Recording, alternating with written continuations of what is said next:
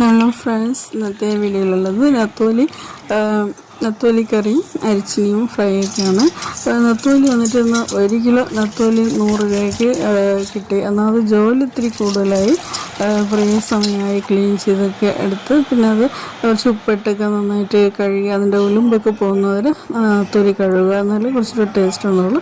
എന്നിട്ട് കുറച്ച് തേങ്ങ എടുക്കുക, മഞ്ഞൾപ്പൊടി, മുളകും കുറച്ച് ഉള്ളിയും കൂടെ ഇട്ട് നന്നായിട്ട് അരച്ചിട്ട് ആവശ്യത്തിലുള്ള ഉപ്പും കൂടെ ഇട്ട് പിന്നെ പച്ച മാങ്ങ,